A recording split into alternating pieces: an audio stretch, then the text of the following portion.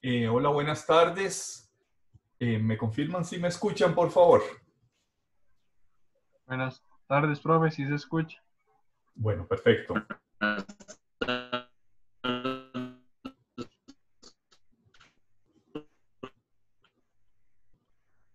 Bueno, perfecto. Vamos a dar inicio a la clase de hoy, que versa sobre la relación jurídica tributaria. Esta clase y las siguientes siguen el curso normal de la obligación tributaria, es decir, el nacimiento por la realización del hecho generador, la naturaleza jurídica de la obligación tributaria, los sujetos activo, pasivo, otros sujetos de la obligación tributaria, las formas de extinguir la obligación tributaria, es decir, todo el arco desde el nacimiento hasta el fenecimiento de la obligación tributaria.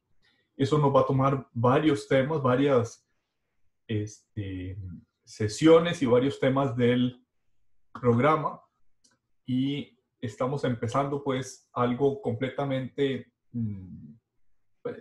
unitario, pero también nuevo respecto a lo que veníamos viendo hasta ahora. En la lección anterior habíamos concluido el último de los temas que nos quedaba de la regulación constitucional, aludiendo a los derechos y garantías del contribuyente. La relación jurídica tributaria, ya habíamos adelantado esto al decir que el derecho tributario moderno nace en 1919 con la Ordenanza General Tributaria Alemana. Y dijéramos es el instituto central del derecho tributario, es esa relación jurídica tributaria. Y con esto quiero decir que el derecho tributario moderno se construye alrededor de, tomando en cuenta la relación jurídica tributaria. El índice de las cosas que quisiéramos comentar el día de hoy es el que tienen ustedes en pantalla. Sí están viendo la pantalla, ¿verdad? Sí, profesor. Bueno, perfecto.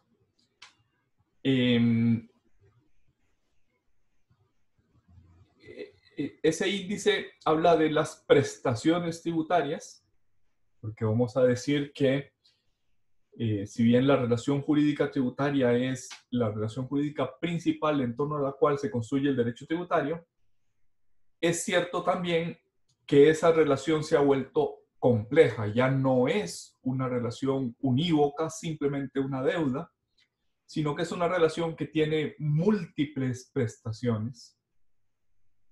O sea, es una relación, pero tiene múltiples prestaciones tributarias.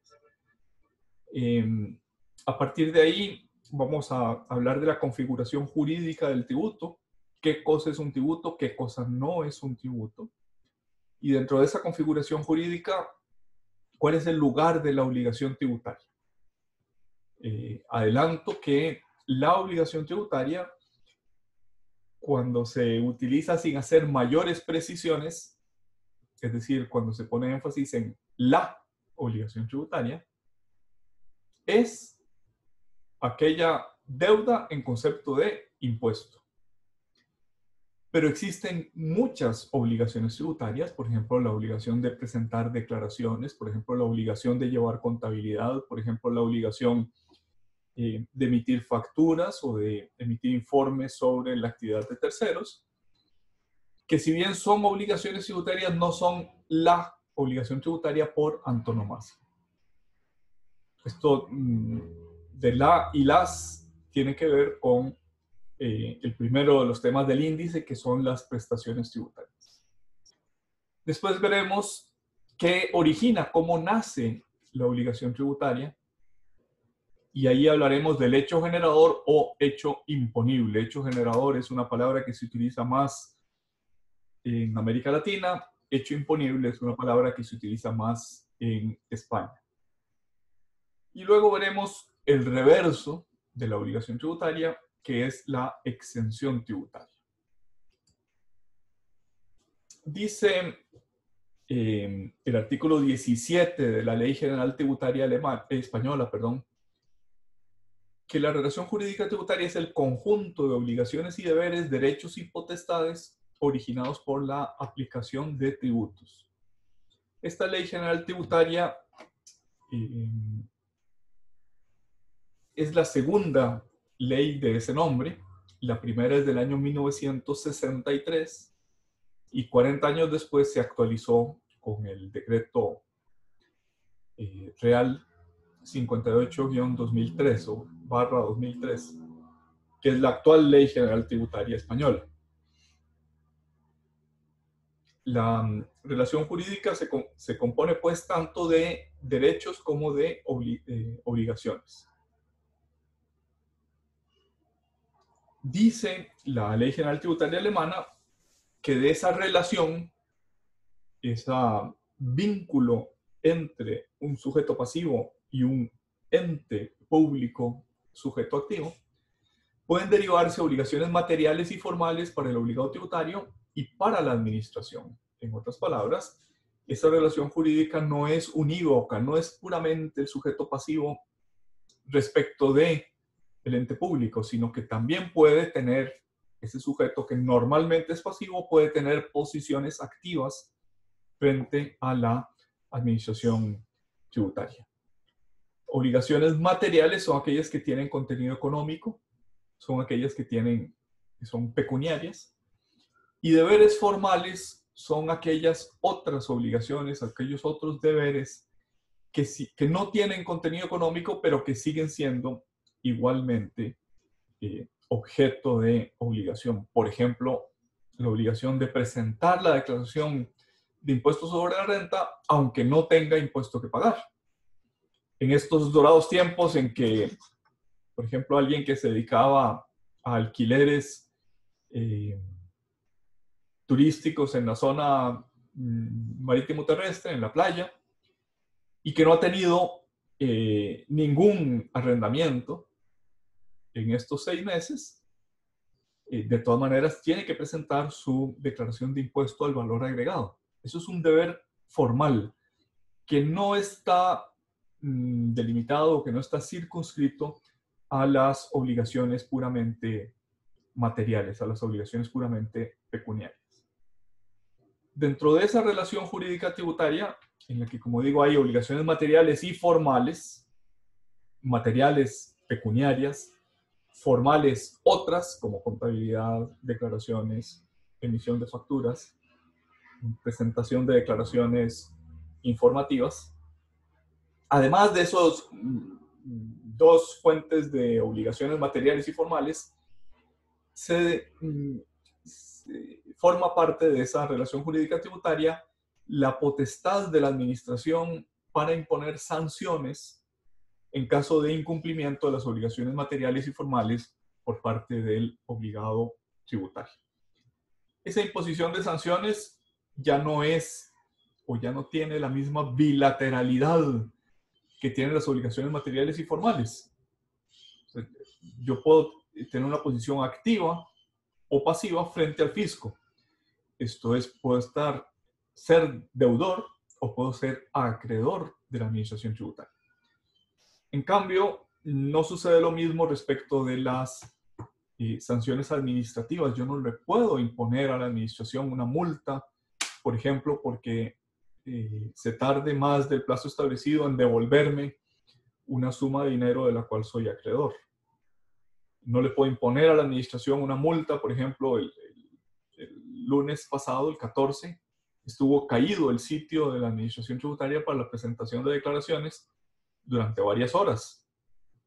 Y había mucha gente que tenía que presentar su declaración de impuesto al valor agregado.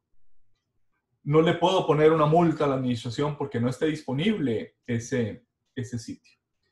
Es decir, que la cierta bilateralidad, como digo cierta, quiero decir que no es para la mayoría de los casos, sino solo para algunos, que hay en obligaciones materiales y formales, no la hay para la imposición de sanciones. En la imposición de sanciones siempre es un potentior persona, una persona superior más potente, el que impone castigos, sanciones, penas a los que incumplen las obligaciones materiales y formales.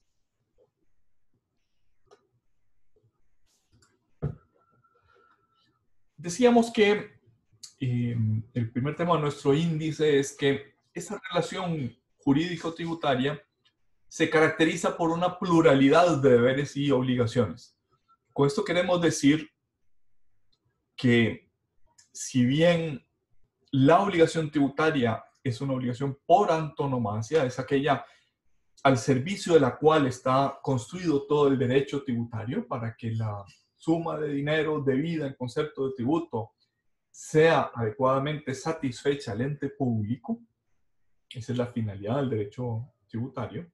Alrededor de esa obligación tributaria por antonomasia se construye todo el derecho tributario.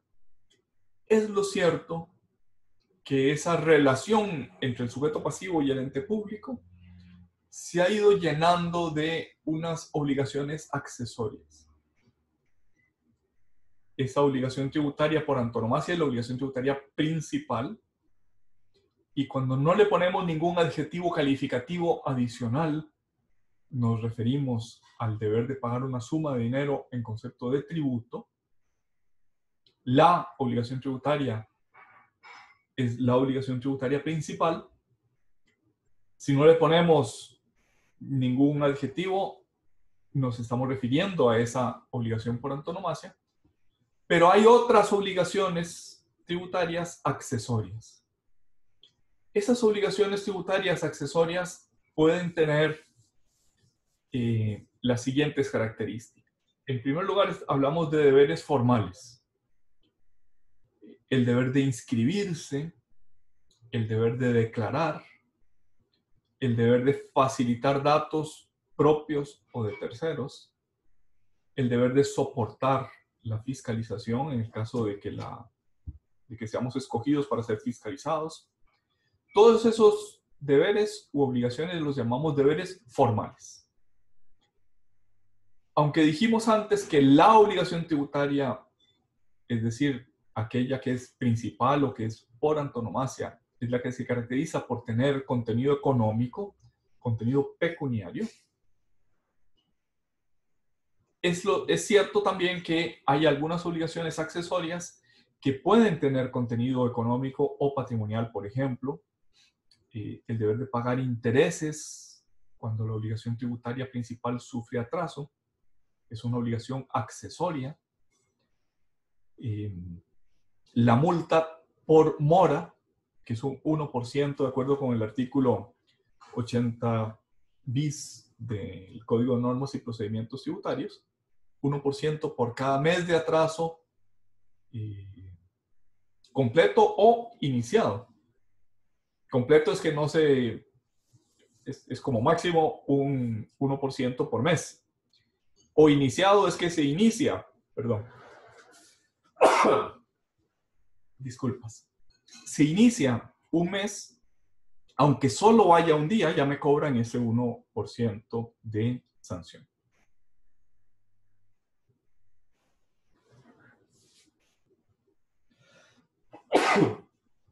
Disculpas. Me interesa también decir que si bien todos los deberes formales y también las obligaciones de contenido patrimonial de alguna manera están al servicio o están muy vinculadas con la obligación tributaria por antonomasia, hay otras obligaciones que pueden adquirir cierto grado de autonomía. Por ejemplo, si soy contribuyente del impuesto sobre las utilidades, el impuesto a la renta sobre las utilidades, seré objeto de retenciones en mis contrataciones con entes públicos. Si yo, por ejemplo, le ofrezco dijéramos, al ICE o al INS mis servicios como abogado tributarista, el INS o el ICE, cuando me paguen, en lugar de pagarme el 100% de mi factura de honorarios, me pagarán el 98% y un 2% se lo entregarán directamente al fisco. Esa obligación de soportar una retención tiene cierta autonomía respecto a la obligación tributaria principal, porque aunque está constituida para facilitar el que los contribuyentes de impuesto a las utilidades declaren correctamente y paguen correctamente su impuesto a las utilidades, es lo cierto que al final del año yo podría ser el caso de que hubiera tenido más gastos que ingresos y en consecuencia que no hubiera tenido impuestos sobre la renta que pagar. Esa obligación de practicar retenciones o de soportar retenciones de parte de mi pagador tiene cierta autonomía respecto a la obligación tributaria principal, porque esa obligación tributaria principal podría no surgir, podría no darse el hecho generador. Y algo parecido podemos decir de los pagos a cuenta del impuesto sobre la renta. Los contribuyentes del impuesto a las utilidades están obligados a hacer anticipos, pagos a cuenta del impuesto sobre la renta que se producirá al final del año, pero que no necesariamente se va a producir. Esos pagos están regulados por el artículo 22 de la Ley del Impuesto sobre la Renta y les recomiendo, por favor, que cuando tengan un minuto, le echen un vistazo a ese artículo 22 de la Ley del Impuesto sobre la Renta. ¿Cómo se calculan? Se calculan con base en mi declaración de los últimos 3 años, el promedio de impuesto que pagué en los últimos 3 años, o el impuesto pagado del año anterior, el que sea mayor entre esos dos términos de la comparación, o el promedio de los 3, o el impuesto del último año. Y esa cifra, promedio o el impuesto del año anterior, se divide entre 4 y tengo que hacer 3 anticipos o 3 pagos parciales del 25% del impuesto pagado el año anterior o del 25% del promedio de los últimos 3 años en los meses que terminan en junio, septiembre y diciembre. En los trimestres que terminan en junio, septiembre y diciembre. En el trimestre que termina en marzo, no hay que hacer pagos parciales, puesto que en ese trimestre, el 15 de marzo, tengo que pagar el impuesto sobre la renta, que teóricamente debería ser aproximadamente otro 25%. Como digo, esa obligación de hacer pagos a cuenta, pagos anticipados a cuenta del impuesto sobre la renta, tiene una cierta autonomía. ¿En qué consiste esta autonomía? Por ejemplo, llevamos 6 meses de pandemia y puede ser que mi negocio esté cerrado en estos 6 meses. Por ejemplo, si estoy dedicado al sector turismo. Aún así tengo que hacer esos pagos a cuenta del impuesto, aunque es razonable presumir que este año no voy a tener ni el promedio de los últimos 3 años, ni el impuesto pagado en el 2019. Cierta autonomía. ¿Qué quiere decir cierta autonomía? Que la autonomía no es total. Puedo hacer una gestión ante la administración tributaria para que me readecúen los pagos a cuenta, para que no tenga que pagar y al final el fisco tenga que devolverme, sino que es una autonomía relativa en el sentido de que le puedo presentar a la administración un flujo de caja, una estimación de mis ingresos al final del periodo fiscal y pedirle, por favor, no me cobre lo que dice la fórmula del artículo 22 de la Ley del Impuesto de la Renta, sino readecúdemela con mis datos reales de estos primeros 9 meses que se cumplirán el 30 de septiembre y con la prolongación o el estudio de lo que puede suceder en los meses de octubre a diciembre. Tiene autonomía, pero no es una autonomía absoluta, no es una autonomía, la palabra está, que se pone ahí al inicio de la frase, cierta, alguna, en alguna medida autónoma. La existencia de obligaciones principal y accesorias, la existencia de distintas prestaciones, la pluralidad de deberes y obligaciones entre el sujeto pasivo y el ente público, nos lleva a decir que la relación jurídica es una relación jurídica compleja. No es unívoca. No estamos hablando únicamente de pagar una suma de dinero. Estamos hablando de una relación que tiene muchos matices y muchas prestaciones por parte de los obligados.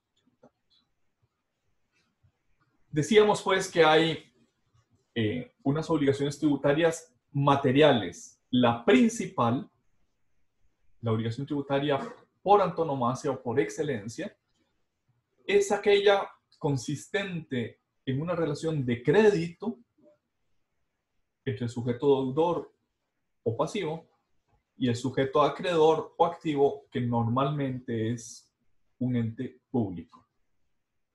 O digámoslo al revés, que siempre es un ente público, aunque pueda asumir posiciones pasivas. Esa obligación de dar una suma de dinero en concepto de tributo, esa es la obligación tributaria principal. ¿Cómo la definimos? La definimos como una relación jurídica de crédito, como el título de derechos y obligaciones del Código Civil. ¿De qué estamos hablando? De una relación de crédito, con la misma naturaleza, con las mismas explicaciones de parte de la teoría del derecho de obligaciones civiles y mercantiles. ¿En qué se diferencia?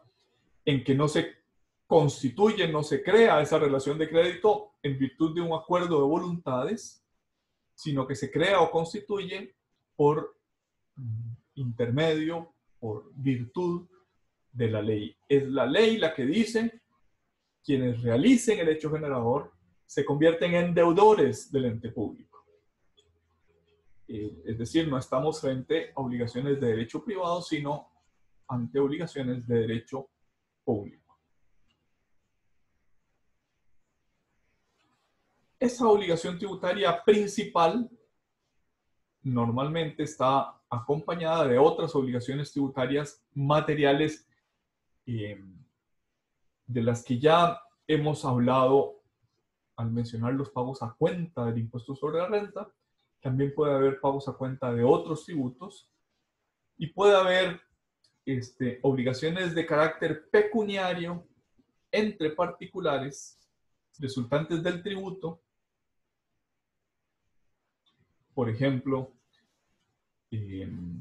si yo le vendo mi automóvil a un comprador, ambos somos sujetos pasivos del impuesto de traspaso de bienes inmuebles.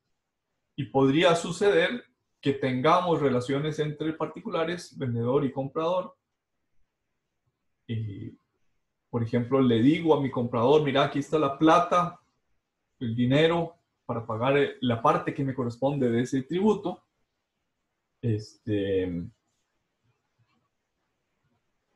Y eso se rige en alguna medida por el derecho tributario, pero mayormente se rige por el derecho civil. Hay además otras obligaciones de contenido material, de contenido pecuniario, que denominamos accesorias, como las que ya hemos hablado de los intereses y de el impuesto, y de la mora en el pago del impuesto.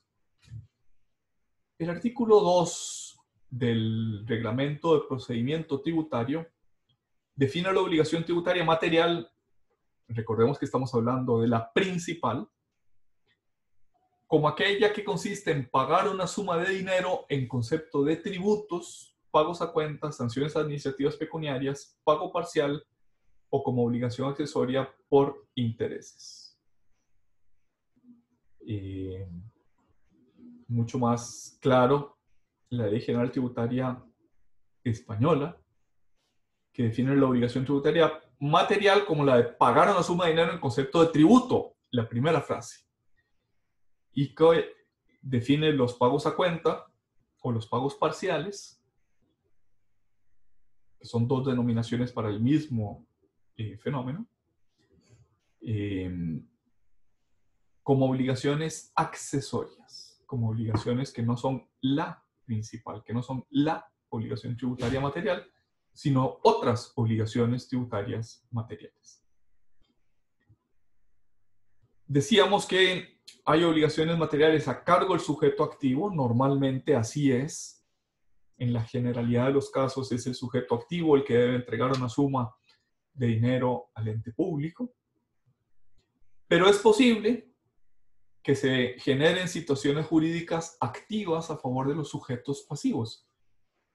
Regresando a nuestro ejemplo de pago parcial de impuestos sobre la renta, pago a cuenta del impuesto sobre la renta, es posible que al final de este año mi situación jurídica haya sido tal que mi impuesto sea mucho menor o incluso inexistente. Pero la obligación de hacer pagos a cuenta o de soportar retenciones genera un crédito a mi favor. Cuando yo presente mi declaración, si es negativa o si las retenciones y los pagos a cuenta son superiores al impuesto que me vi obligado a pagar, tengo un derecho de crédito. Tengo una deuda a mi favor que tiene como sujeto pasivo al que normalmente sería sujeto activo, es decir, a la administración tributaria.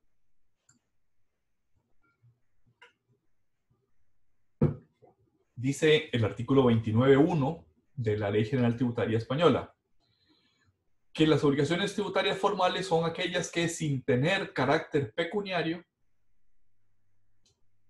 pecus pecuniae en latín, dinero, son impuestas por la normativa tributaria o aduanera a los obligados tributarios, deudores o no del tributo. Puede ser que yo sea un obligado tributario no en concepto de tributo, sino por esa relación jurídica compleja, cuyo cumplimiento está relacionado con el desarrollo de actuaciones o procedimientos tributarios o aduaneros. Puede decirle la administración tributaria a los emisores de tarjetas de crédito: infórmeme a todos los restaurantes a los que ustedes les tramitaron pagos utilizando la tarjeta de crédito. Y ese informe que emite el emisor de tarjetas de crédito a la administración tributaria no está emitido porque el emisor sea deudor del impuesto al valor agregado, por ejemplo, sino porque interviene en el proceso de pago. Y es un tercero respecto al tributo, pero es un obligado principal del deber formal de informar. Esas obligaciones formales se basan en un esquema muy propio del derecho administrativo, que es el esquema potestad del ente público, deber del obligado tributario. Esa potestad del ente público, ese deber del obligado tributario. Ese esquema potestad-deber a veces se analiza con esa perspectiva. Potestad del ente supereminente, deber del sujeto subordinado. Pero a veces también se dice que la administración tiene un poder deber o una potestad deber. Y con eso quiere aludirse a que es una potestad que no puede dejar de ser ejercida. Es un poder de uso necesario. A diferencia de las potestades privadas, que queda en la voluntad del sujeto titular de esa potestad ejercerlas o no, en el derecho administrativo el poder deber es un poder de uso obligatorio, una potestad que no puede dejar de ser ejercida. Pues bien, ese esquema de poder deber de parte de la administración genera deberes o bien obligaciones de hacer, no hacer o tolerar. Debe el sujeto pasivo tolerar una fiscalización. Debe abstenerse de algunas conductas. O bien debe realizar otras conductas. De esta definición resulta que los obligados formales pueden ser o no deudores del tributo, porque la deuda es de carácter pecuniario, de carácter material, y podría no surgir necesariamente en esa relación jurídica tributaria. Y ya pusimos un ejemplo, vamos a poner otros. El ejemplo que pusimos es el del emisor de tarjetas de crédito que interviene en el pago, que debe informar sobre los sujetos pagados con esa tarjeta de crédito. Es completamente autónoma para el emisor de la tarjeta de crédito. Puede que no haya ninguna obligación de pagar una suma de dinero.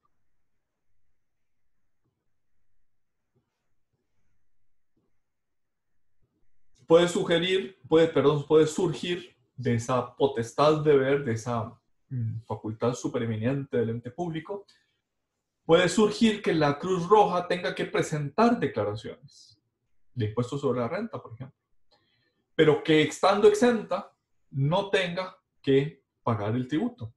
Tiene que presentar declaración, tiene que llevar contabilidad, tiene que emitir facturas, pero dice el artículo 21 de la Ley del Impuesto sobre la Renta, esa obligación de presentar la declaración subsiste aún cuando no se pague el impuesto. Cuando no se pague porque no se cause o cuando no se pague porque tenga exención tributaria. El obligado formal, el sujeto pasivo de obligaciones tributarias formales, incluso podría no ser sujeto pasivo de la obligación tributaria principal, de obligación tributaria material, de pagar una suma de dinero en concepto de tributo. Y ejemplo de ellos, de esa situación, está en los artículos 105 y 106 del Código Tributario, que contienen diversos supuestos de terceros obligados a proporcionar información con trascendencia o con pertinencia tributaria. Por ejemplo, el Colegio de Abogados tiene que proporcionar información de trascendencia tributaria a la administración tributaria. Y el colegio no es sujeto de una obligación material, de una obligación principal de pagar el impuesto. Esta pluriexistencia o esa pluralidad de obligaciones tributarias ha llevado a algunos doctrinarios, especialmente en España, a preferir hablar de obligados tributarios y no tanto de sujetos pasivos. Esos obligados es un género más amplio dentro del cual estarían los sujetos pasivos, como una de las especies.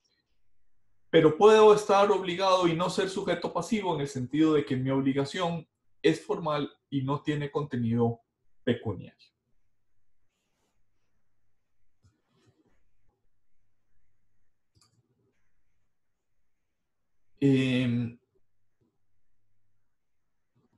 La obligación tributaria principal surge cuando se realiza el hecho generador. Dicho en otras palabras, de acuerdo con el principio de reserva de ley, la ley aprobada por la Asamblea Legislativa, por el Parlamento, establece de manera general que si A, entonces B. Si el hecho generador tiene realidad fáctica, en los hechos sucede, entonces surge una obligación tributaria que puede ser exigida por el ente público acreedor. Si A, entonces B. Si renta, entonces impuesto sobre la renta. Si compraventa, entonces impuesto al valor agregado. Si propiedad, entonces impuesto de bienes inmuebles. Si A, entonces B. Pero cuando hablamos de que hay pluralidad o diversidad de situaciones jurídicas tributarias, unas con contenido material y otras con contenido formal, suele decirse que el hecho generador o hecho imponible es apenas uno de los presupuestos de hecho posibles de esa multiplicidad de situaciones jurídicas que existen en la relación jurídica tributaria.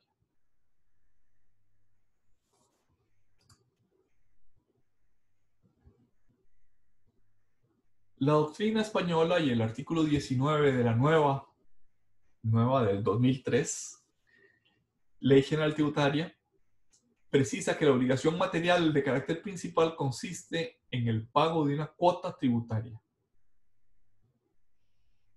Esa cuota tributaria puede ser un monto de tributo fijado por la ley directamente, los tributos fijos.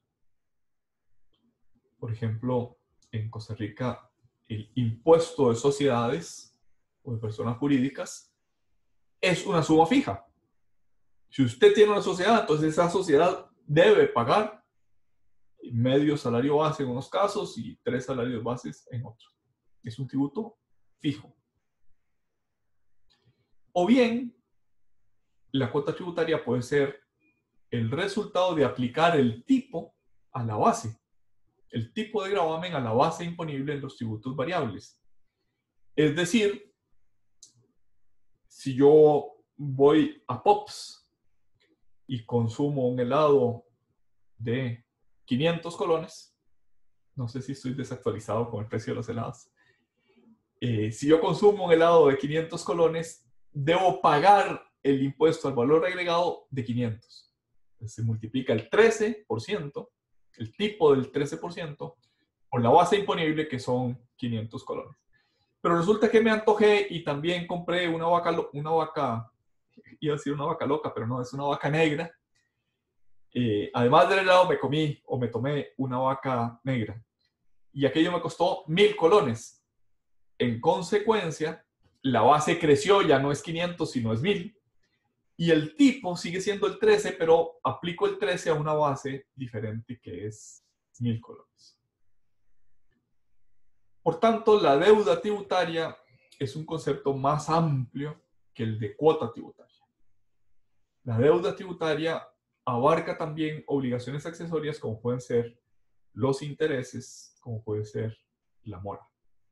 La cuota tributaria, en cambio, es el tributo desnudo de accesorios o sin estar revestido de intereses ni de sanción de mora.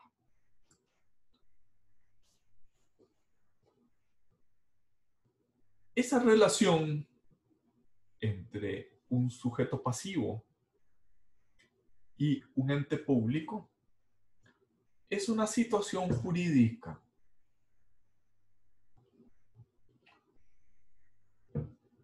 Queremos decir, es una relación regida por el derecho que surge de un presupuesto de hecho previsto de manera teórica, de manera general en la ley. Si A, entonces B.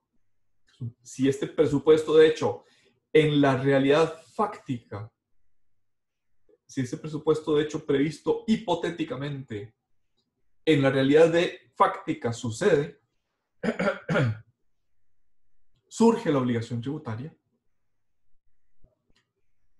Ese presupuesto de hecho hipotéticamente previsto en la ley recibe en España el nombre de hecho imponible y en América Latina el nombre de hecho generador. Pero hecho imponible y hecho generador son el mismo concepto.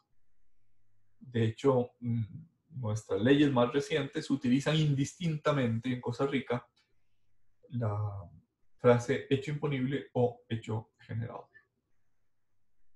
Dice el artículo 20, parágrafo primero de la Ley General Tributaria Española, que el hecho imponible es el presupuesto fijado por la ley para configurar cada tributo y cuya realización origina el nacimiento de la obligación tributaria principal. Hasta ahorita hemos hecho más énfasis en esa palabra origina el nacimiento, da lugar, hace que surja a la vida jurídica la obligación tributaria principal. Pero ahora me gustaría, sin disminuir lo que acabamos de decir, fijar nuestra atención en que no solo hace surgir la obligación tributaria, sino que también la configura. Esto es, le da forma. ¿En qué medida surge el impuesto sobre la renta para José María? en la intensidad, en la cantidad, en la magnitud con la que realice el hecho generador de la obligación tributaria. Es decir, si tengo una renta, por ejemplo, de 1.000.000 de colones, se determina cuál es la tarifa aplicable, probablemente un rango exento de los primeros 800.000 colones y un segundo rango o tramo grabado con el 10%.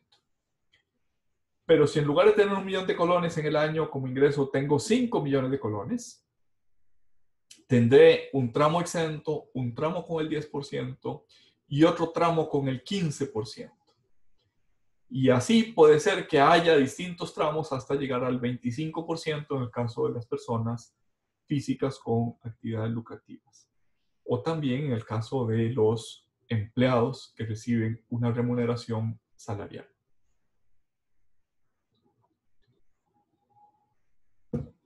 Lo que quiero decir es que el hecho imponible o el hecho generador configura el tributo, es decir, da lugar a la magnitud, al tamaño de ese tributo que yo tengo que pagar y también a determinados deberes. Puede ser que haya deberes accesorios que tienen los grandes contribuyentes y que no tienen los pequeños contribuyentes.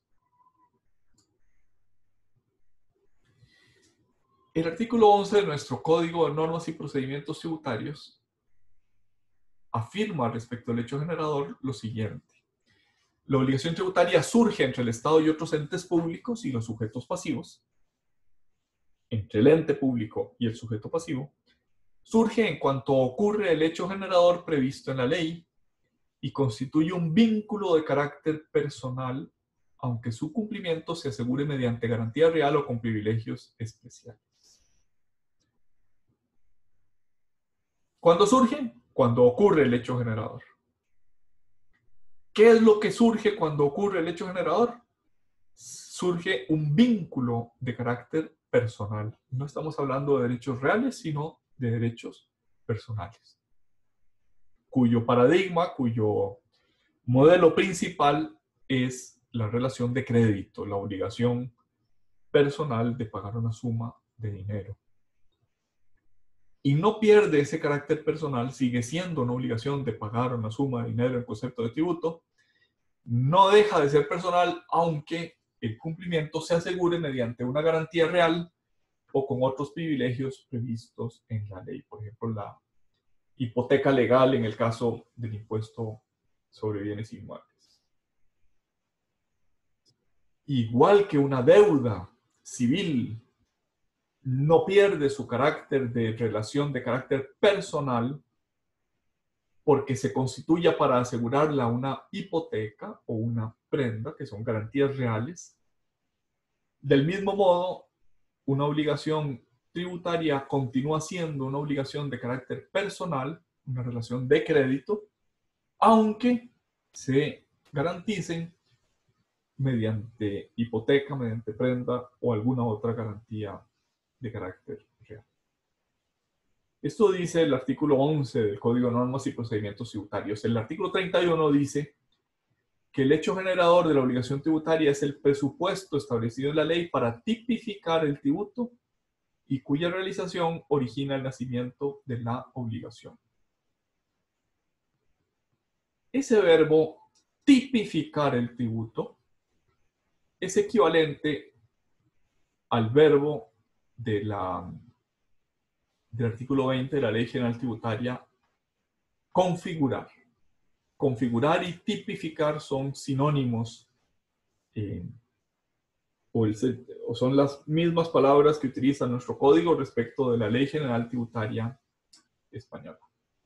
Y ese tipificar está en el sentido de que es un tipo, es como el cuño de las monedas que se utilizaba para constituir, para crear monedas, o sea, para pasar de una masa informe de plata, de cobre o del metal que fuera, para convertirlo en moneda. El cuño, el tipo, le daba una determinada forma, una determinada cantidad de material. Muy parecido a ese tipo monetario es el tipo jurídico tributario. Es decir, a esa masa informe es la ley la que la configura, la que le da cantidad, la que le da fecha, plazo, monto a esa obligación tributaria, a ese tributo. Suele decirse, tratando de conjugar nuestro código con la Ley General Tributaria Española, que el hecho generador es el conjunto de circunstancias, ya no solo es el hecho, sino es el conjunto de circunstancias, previstas hipotéticamente en la norma, previstas a modo de hipótesis, si sucediera tal cosa, que cuando sucede, cuando se realiza, provoca el nacimiento de la obligación tributaria en concreto.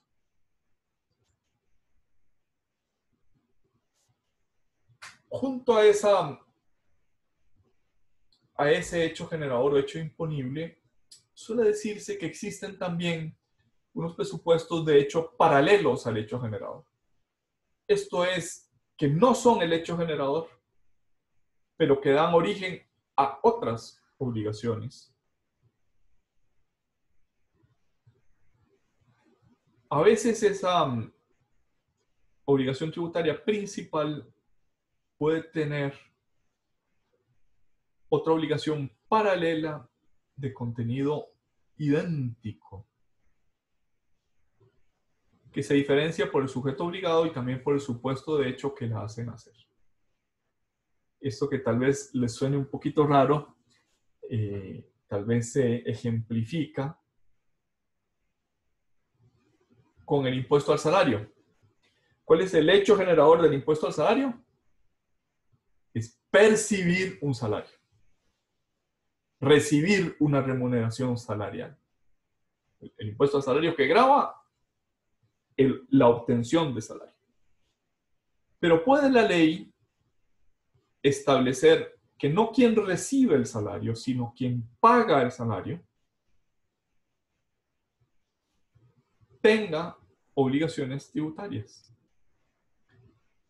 Puede atribuir, y de hecho así lo hace nuestro artículo 32 y siguientes de la ley del impuesto al valor, perdón, del impuesto sobre la renta, puede atribuir al pagador del salario, no al perceptor del salario, que retenga el impuesto. Esto es, que le pague el salario menos el impuesto, que le retenga el impuesto que le corresponde,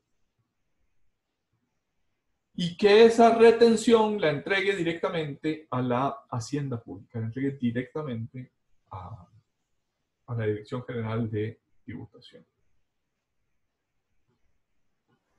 En otras palabras, el hecho generador, ¿en qué consistió? El hecho generador consistió en percibir, en obtener una suma en concepto de salario. Pero paralelo, incluso el mismo contenido del hecho generador, que es percibir, pero visto de la óptica del que paga, no del que percibe, sino del que abona el salario, puede la ley atribuirle a ese sujeto otras obligaciones. Esto sucede en los presupuestos de sustitución. El patrono sustituye al empleado, está en lugar de y presenta la declaración que le hubiera correspondido hacer al asalariado, en virtud de un presupuesto hecho paralelo al hecho generador, que no es el hecho, o mejor dicho, es el hecho visto desde otra perspectiva. Es el hecho desde la perspectiva no del que obtiene un salario, sino del que paga un salario. No obstante, pues pagar un salario no es lo mismo que obtener un salario. Quien paga salario no está obligado al impuesto al salario. Está obligado a retener y a pagar en nombre y por cuenta del asalariado.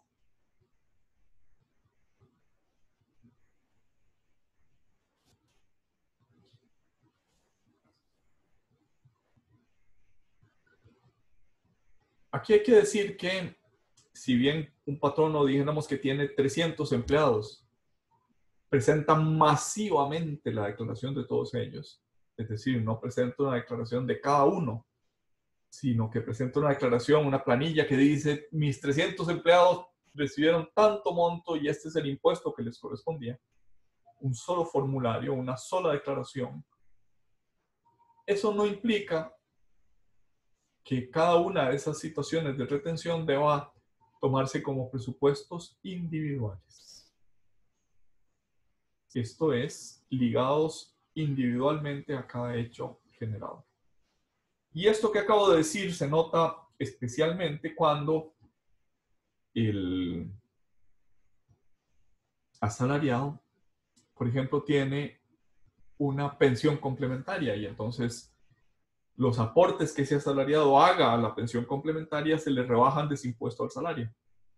Pues bien, tiene que presentar una carta de la operadora de pensiones, tiene que presentar una carta a su patrono para que le haga una retención diferente, para que no le haga la retención que le hace a todos los asalariados, sino disminuida por ese beneficio fiscal que son los aportes al plan de pensión complementaria.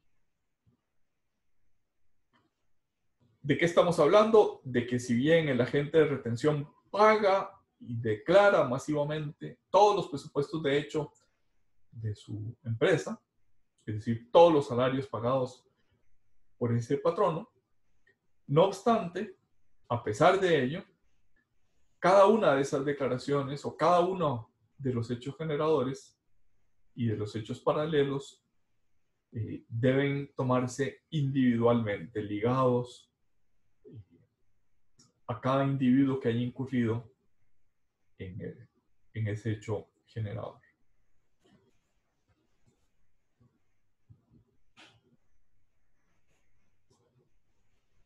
La obligación tributaria principal, de acuerdo con lo que llevamos dicho hasta ahora, es un vínculo jurídico. Es un vínculo personal, pero sancionado, regido por la ley. Es un vínculo de carácter jurídico, en virtud del cual el sujeto pasivo debe ingresar al ente público la cuota del tributo. Hay obligaciones accesorias que pueden incluirse en la deuda, por ejemplo, los intereses. Si usted pagó tarde el impuesto de la renta, su deuda tributaria está compuesta por cuota tributaria más intereses, más esas obligaciones accesorias. ¿Qué características tiene la obligación tributaria?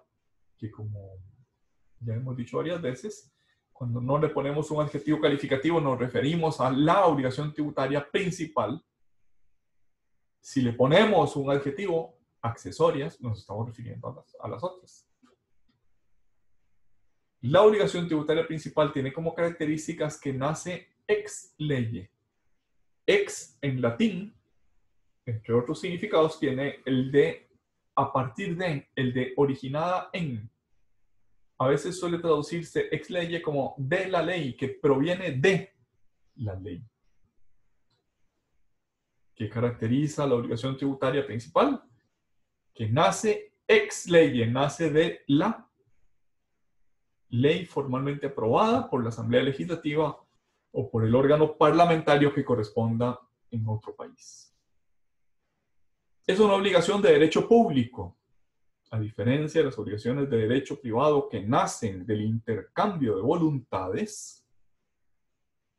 La obligación tributaria principal nace de un ente supereminente del Estado u otro ente público y es una obligación de derecho público, conserva esa característica de derecho público a lo largo de toda su vida jurídica. No es un acuerdo de voluntades, y así como las obligaciones privadas constituidas mediante contrato o mediante acuerdo de voluntades pueden también mediante acuerdo de voluntades darse por extinguidas, las obligaciones de derecho público no pueden extinguirse por acuerdo de voluntades entre el ente público y el sujeto pasivo. ex lege, de derecho público, y tiene por objeto la prestación patrimonial pecuniaria a favor del ente público. ¿Cuál es la estructura del hecho generador? Esto que vamos a decir se presta a confusión porque vamos a hablar del elemento subjetivo y del elemento objetivo, y de cada uno de esos elementos vamos a hablar de distintos aspectos materiales, temporales, etc.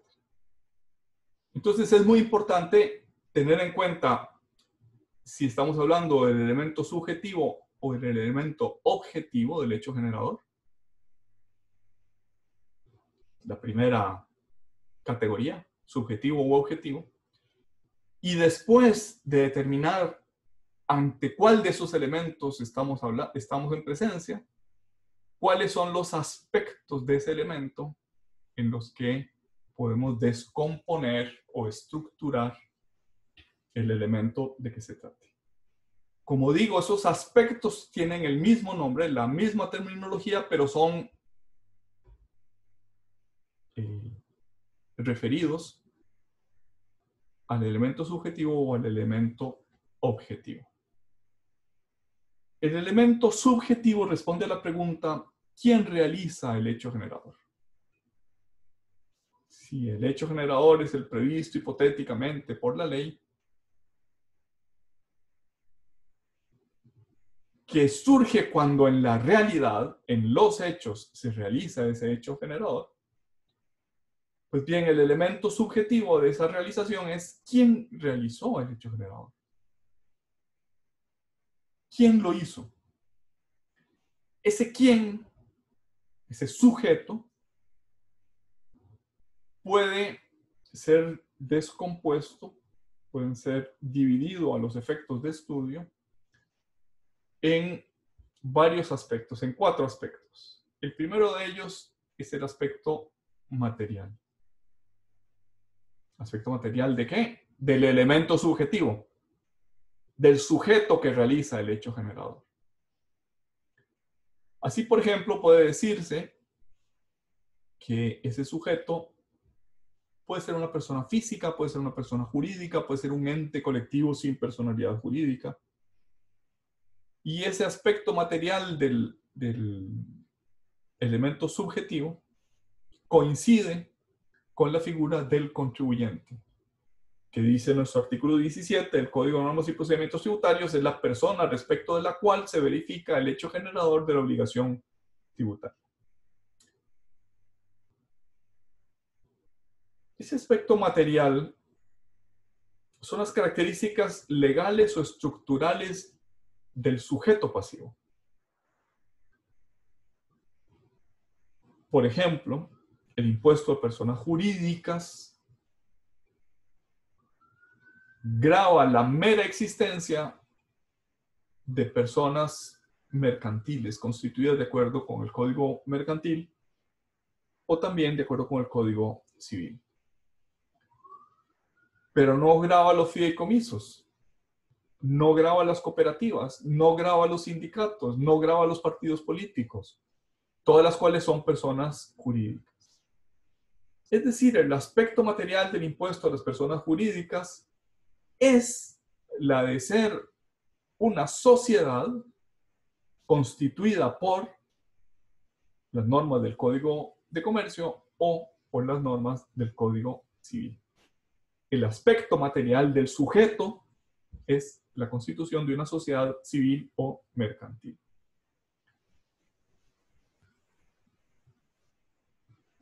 La condición de contribuyente, dice el artículo 17, inciso A del Código Tributario, puede recaer en las personas naturales, las personas físicas, o bien en personas jurídicas, o también en entes colectivos sin personalidad jurídica.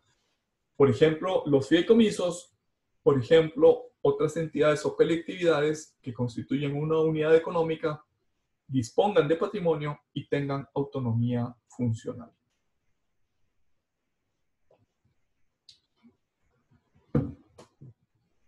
Profe, tengo una consulta. Dígame. Este impuesto que usted refiere por la mera constitución de una persona jurídica, ¿no es contrario a lo que habíamos visto de que no es un reflejo de la capacidad económica del sujeto? O sea, porque la mera constitución no sería ni una renta, ni propiedad, etcétera, las características que habíamos visto. Sí, sí, ahí hay un problema de medición de la capacidad económica. En teoría, quien tiene una sociedad, los accionistas que constituyen una sociedad, tienen capacidad económica para sostener esa sociedad y si no la tienen, para disolverla. Si alguien quiere o su conducta consiste en seguir poseyendo esa sociedad, aquello manifiesta, si bien lejanamente, si bien indirectamente, manifiesta una cierta capacidad económica. O sea, tiene usted razón, formalmente la existencia o no de la sociedad no la convierte en... no le da capacidad económica por sí misma. Pero si yo tengo la opción de tener la sociedad o de constituirla o no, y decido constituirla, normalmente es porque tengo esa capacidad económica para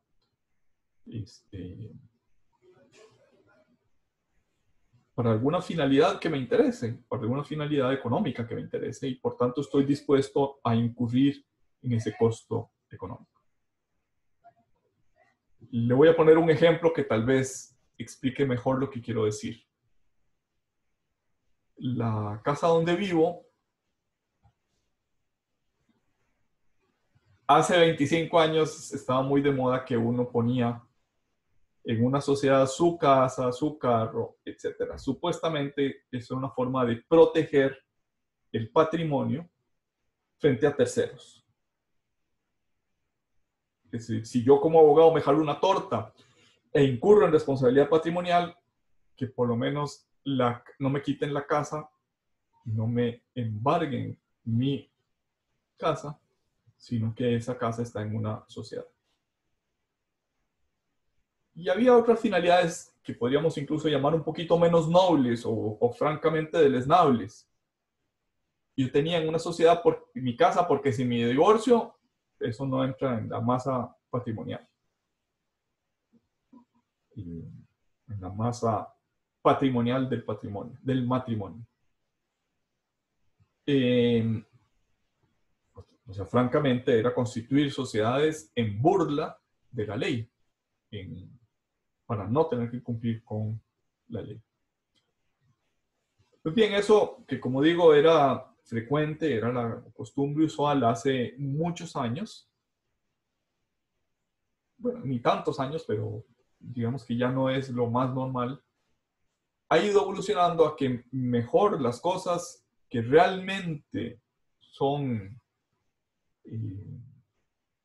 para poner en juego, para generar unos ingresos económicos, esas sí van a una sociedad. Pero las sociedades que son meramente patrimoniales, esas ya no tiene mucho sentido constituirlas. Porque es obvio que mi casa no tiene ninguna finalidad mercantil, entonces ¿por qué la tengo en una sociedad anónima? Distinto es el caso si yo mi casa la voy a alquilar, o si voy a alquilar una parte de mi casa, o una habitación, o lo que fuera. Pero esa costumbre había generado una especie de hiperinflación de sociedades en Costa Rica. Había algo así, la última vez que vi una estadística, algo así como 500,000 sociedades en Costa Rica en el momento de aplicarse por primera vez el impuesto a personas jurídicas. 500,000 sociedades para una población de 5 millones de habitantes es absolutamente desproporcionado. Excesivo, en demasía. Pues porque no es cierto que el 10% de la población se dedique a temas mercantiles. En ese 10% de la población están personas mayores, están personas menores de edad, están personas en edad de ser económicamente activas, pero que quizás no lo son, por ejemplo, porque están estudiando, por ejemplo, porque están en paro, por ejemplo, por 100 razones. De tal manera que se presume en el impuesto a las personas jurídicas el que si alguien tiene una persona jurídica por alguna razón, esa razón ya implica una cierta capacidad económica. Porque si no la tuviera, inmediatamente disolvería la sociedad. En el caso de la casa de su profesor, cuando se aprobó el impuesto a las personas jurídicas, se dispuso que había un lapso de tiempo, ahorita no recuerdo si 3 o 6 meses, creo que 6 meses, en el cual se podían disolver las sociedades o sacar los bienes de las sociedades y ponerlos a título personal antes de que empezara a regir el impuesto. Y yo, que tenía una sociedad que era la dueña de mi casa y a la cual le tenía cierto apego material, decidí, bueno, esto no tiene ningún sentido, ¿verdad? Si mi casa, la verdad es que es de mi esposa y mía, y la puse a partes iguales, tanto en el registro civil como en el catastro municipal del impuesto de bienes inmuebles. La saqué sin pagar el impuesto de traspaso, porque era algo que permitía la ley en aquel momento. Y si bien la sociedad no la disolví, a lo mejor era lo correcto disolverla, la sociedad está ahí como vegetando, no tiene actividad, no tiene bienes, no tiene nada más que los libros legales, si es que no los he perdido, creo que por aquí andan en la biblioteca. No la disolví. ¿Por qué? Pues porque tal vez algún día la use. Y yo sé que tengo que pagar el impuesto a personas jurídicas por mantener esa sociedad ahí vegetando hasta el día que decida disolverlo. Esa decisión, si bien de manera muy indirecta, si bien de manera muy alambicada, muy dando un largo rodeo, significa que yo tengo la capacidad económica de pagar ese impuesto de personas jurídicas simplemente porque, pudiendo disolver la sociedad, decidí mantenerla. A eso es a lo que me refiero con que de manera muy indirecta se mide la capacidad económica. Pero tiene usted razón, me parece que era Bárbara la que preguntaba, ¿verdad? Tiene usted razón. Sí, profe, correcto. Tiene usted razón en el sentido de que no necesariamente significa una verdadera capacidad económica. Profe, y en esto otra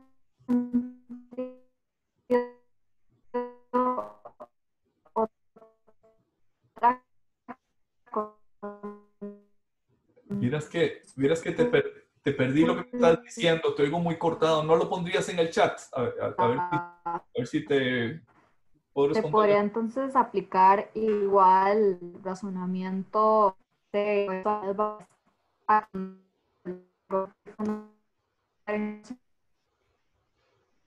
Bárbara, vieras que no te capto la pregunta, ¿no me la pones en el chat del grupo para que si tenés acceso a él?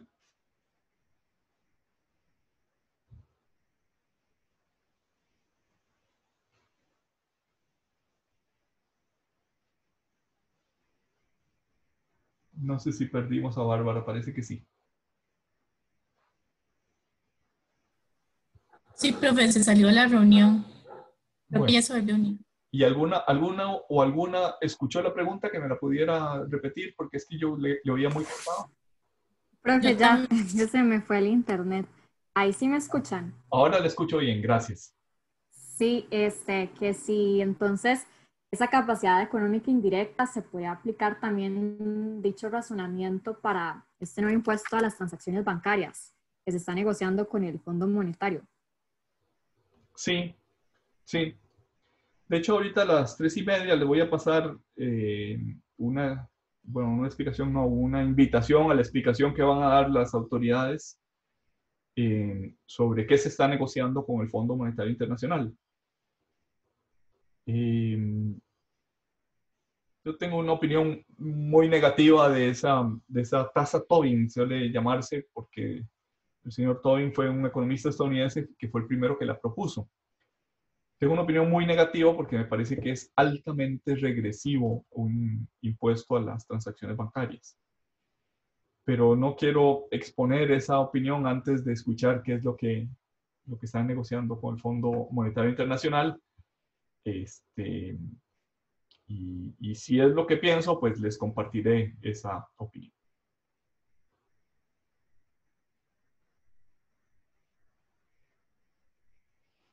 Bien, decíamos que el elemento subjetivo se puede descomponer, el elemento subjetivo, ¿quién realiza el hecho generador? Se puede descomponer en varios aspectos. El primero de ellos es el aspecto material del hecho generador. Es indispensable que ese aspecto material, en todas las posibilidades, esté concretado, esté especificado en la normativa, en la ley del tributo. Por ejemplo, el artículo 2 de la Ley del Impuesto sobre la Renta prevé como contribuyentes a algunos entes colectivos sin personalidad jurídica, como los fideicomisos, como las cuentas en participación y como las sociedades de hecho.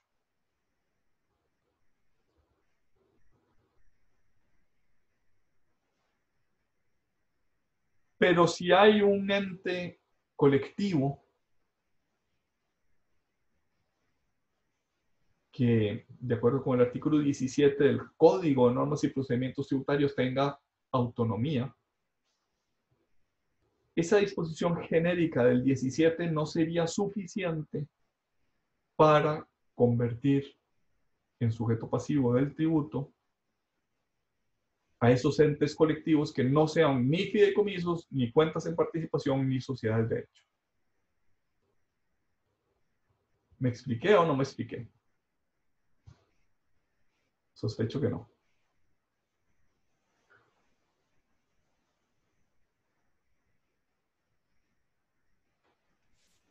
Profe, ¿podría volverlo a repetir, por favor? Bueno, con todo gusto. Y tal vez más que repetir, voy a ir por un ejemplo que tal vez es mejor manera de explicar. La ley de contratación administrativa permite hacer consorcios, es decir, que dos sociedades vayan juntas a ofrecer bienes y servicios a un ente público. ¿Quién contrata, por ejemplo, con el Ministerio de Obras Públicas y Transportes la elaboración o la construcción de este puente?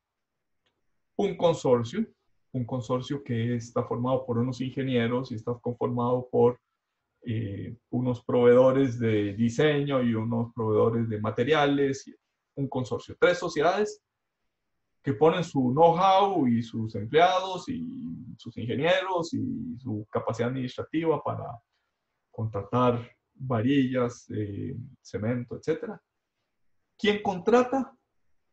Con el ministerio, el consorcio que ganó la licitación. Pues bien, el artículo 2 de la Ley del Impuesto de la Renta dice que son contribuyentes algunos entes colectivos sin personalidad jurídica, como los fideicomisos, las cuentas en participación y las sociedades de hecho. Pero no dice nada de los consorcios. ¿Y un consorcio es un fideicomiso? Yo creo que no. ¿Es una sociedad de hecho? Me parece que no. ¿Es una cuenta en participación? Uy, tal vez sí, tal vez no. No estoy seguro. Probablemente no. Entonces, si un consorcio no es una cuenta en participación, no es sujeto pasivo del impuesto sobre las utilidades. ¿Por qué? Porque tiene que estar previsto en el hecho generador, en el aspecto material del elemento subjetivo del hecho generador, quienes realizan el hecho generador.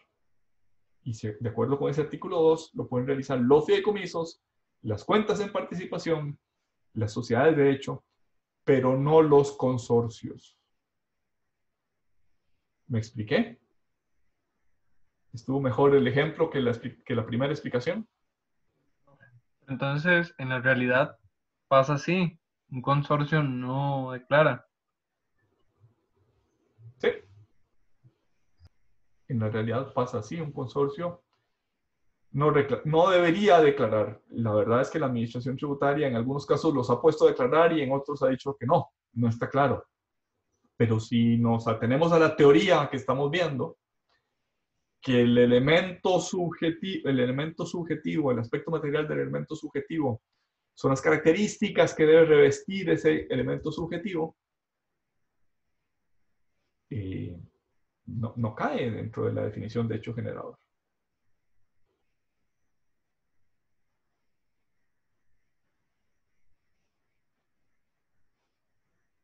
Lo mismo sucede en el impuesto de patentes municipales.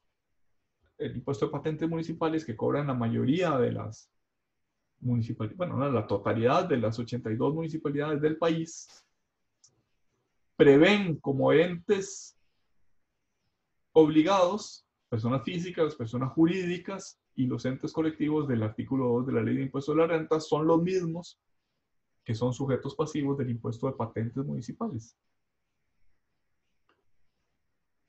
Y lo mismo podríamos decir, entonces un consorcio, aunque haga la carretera al puerto y se gane un chorro de plata, no es sujeto pasivo del impuesto sobre la renta ni del impuesto de patentes.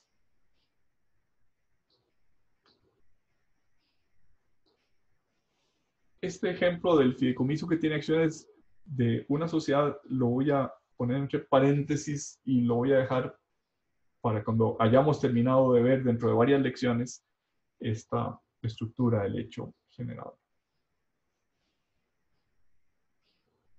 Elemento subjetivo, aspecto material. Ahora vamos a ver un segundo aspecto del elemento subjetivo que es el aspecto temporal. Como su nombre lo dice, hace relación al tiempo. Pero no al tiempo del aspecto material, del aspecto objetivo del hecho generador, sino del aspecto subjetivo. Del elemento subjetivo, del aspecto temporal, del elemento subjetivo del hecho generador. ¿Y qué quiere decir? Que ese sujeto, el sujeto que realiza el hecho generador, tiene que tener una cierta condición de permanencia, de temporalidad especificada en la ley. Por ejemplo, el impuesto sobre la renta es un impuesto, el impuesto a las utilidades es un impuesto para domiciliados. ¿Y cómo se define domiciliado? El que tiene su domicilio en el territorio costarricense por más de 181 días. Perdón, por más de 183 días. ¿Qué son 183 días? Los 365 días del año entre 2 más 1. Es decir, que tenga su domicilio o su residencia al menos la mitad del periodo fiscal.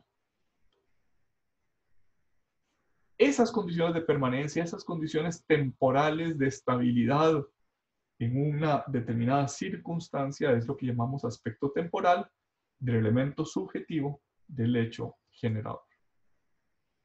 Y así como hay aspecto temporal, hay aspecto espacial. Estamos hablando de un espacio, de una delimitación territorial que también debe incurrirse. Dijéramos, el hecho generador del impuesto de utilidades es la obtención de utilidades por un sujeto que está domiciliado dentro de un territorio domiciliado al menos por 6 meses dentro de un territorio. Dentro de ese territorio está el aspecto espacial. Es el mismo hecho generador visto de distintos ángulos, desde distintos perspectivas.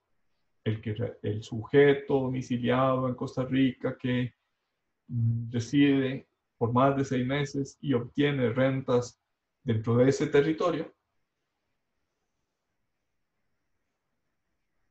define quién es el sujeto pasivo y define también quién es el sujeto activo, cuál es el ámbito geográfico del ente impositor. Por ejemplo, la Dirección General de Tributación no podría cobrar impuestos sobre la renta si el elemento subjetivo está domiciliado en Panamá o está domiciliado en Nicaragua. Es decir, también define la competencia del ente impositor.